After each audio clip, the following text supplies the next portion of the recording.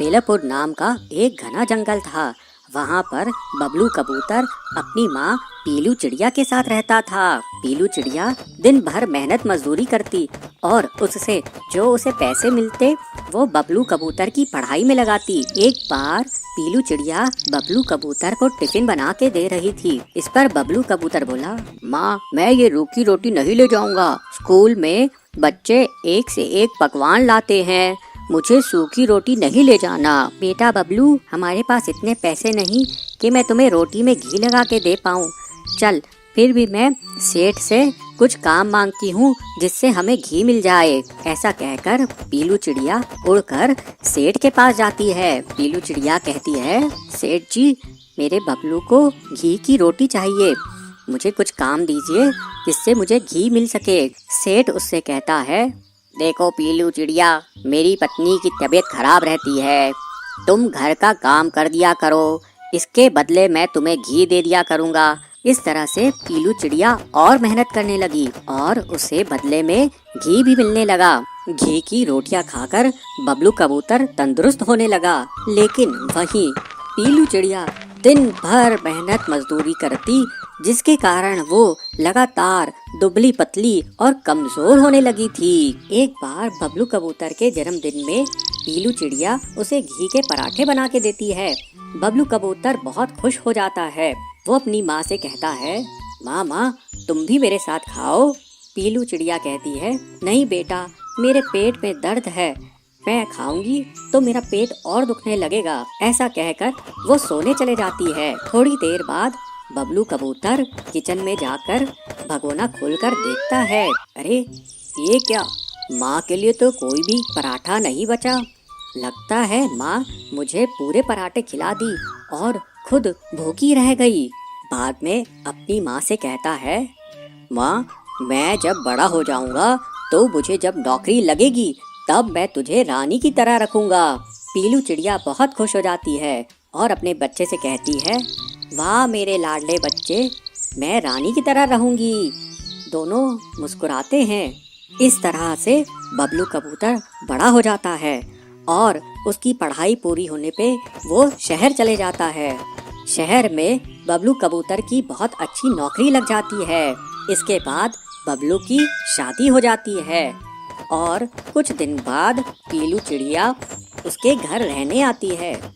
लेकिन उसकी बहू रिंकी चिड़िया उसे बिल्कुल भी पसंद नहीं करती और हमेशा उसे ताने मारती रहती है। साथ ही बबलू कबूतर से उसकी माँ की बुराई करती है। कहती है, अजी सुनो जी, आप एक ऑफिसर हो और आपसे जो भी लोग मिलने आते हैं वो आपकी माँ को देखकर कहते हैं, अरे क्या आपने कोई नौकरानी रखी है, वो हमेशा बेकार कपड़े पहनती हैं और हमेशा गंदी रहती हैं, उनसे कहो कि वो अच्छे से रहें, नहीं तो गांव जाएं, उनकी वजह से हमारी बदनामी होती है।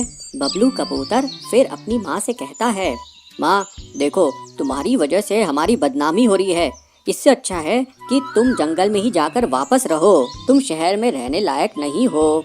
ऐसा सुनकर पीलू चिड़िया बहुत दुखी होती है, उसकी आंखों में आंसू आ जाते हैं और वो वापस जंगल को चली जाती है। अचानक एक दिन बबलू कबूतर की तबीयत खराब हो जाती है और वो डॉक्टर के पास जाता है। बबलू कबूतर अपने घर आकर अपनी पत्नी रिंकी चिड़िया से कहता है, अरे बहुत गड़बड़ हो गई है, मेरी तबीयत बहुत खराब हो गई है, मेरे दोनों गुर्दे खराब हो चुके हैं, अब मेरे पास ज्यादा वक्त नहीं है, मुझे कम से कम एक गुर्दा मिले तो मैं बच सकता हूँ, नहीं तो मेरी मौत भी हो सकती है।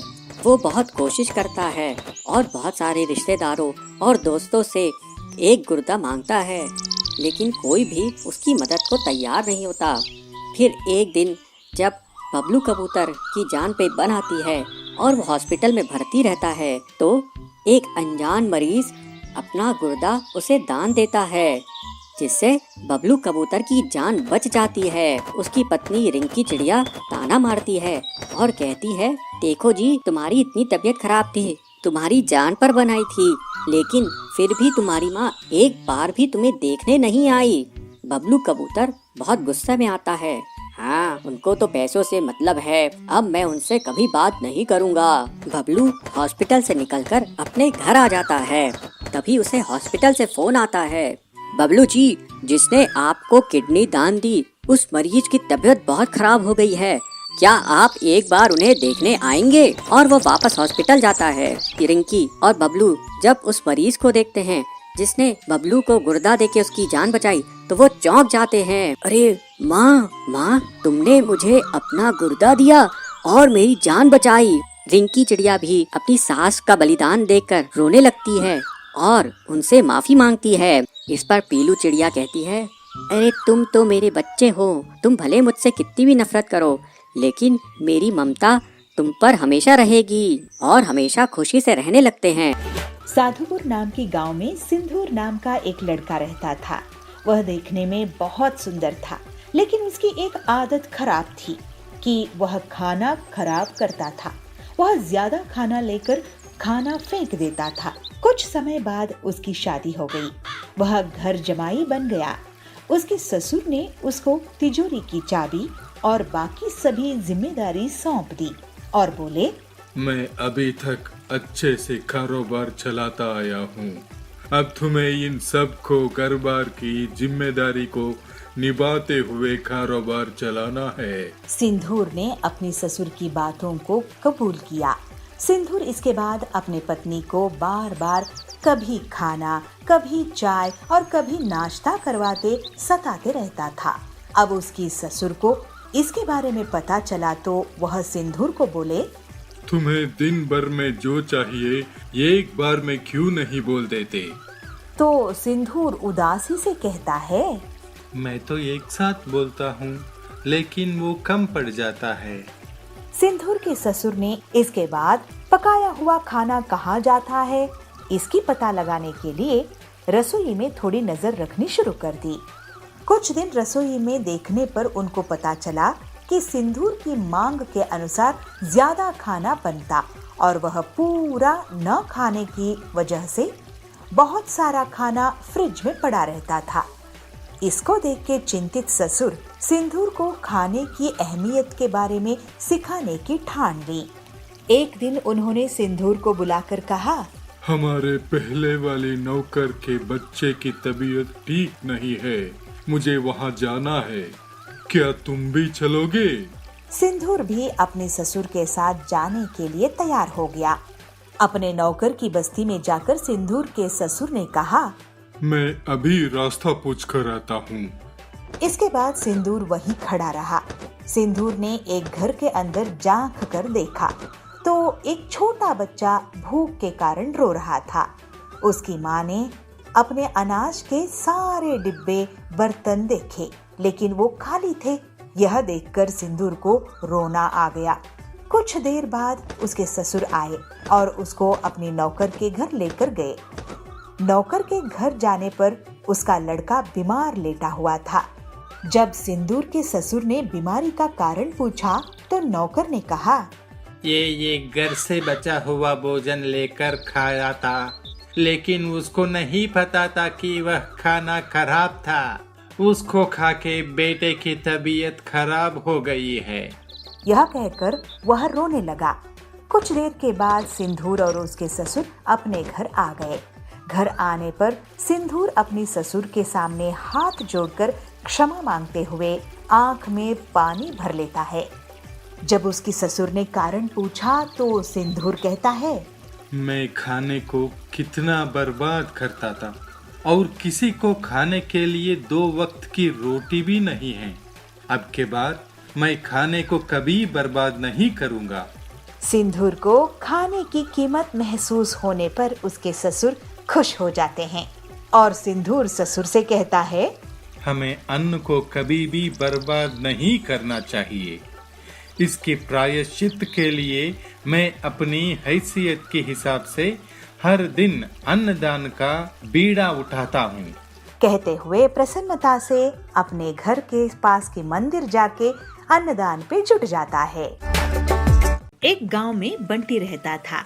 उसकी बेटी पीलू विदेश जाकर पढ़ाई करने के बारे में सोची थी और उसके लिए एग्जाम्स की तैयारी करती थी।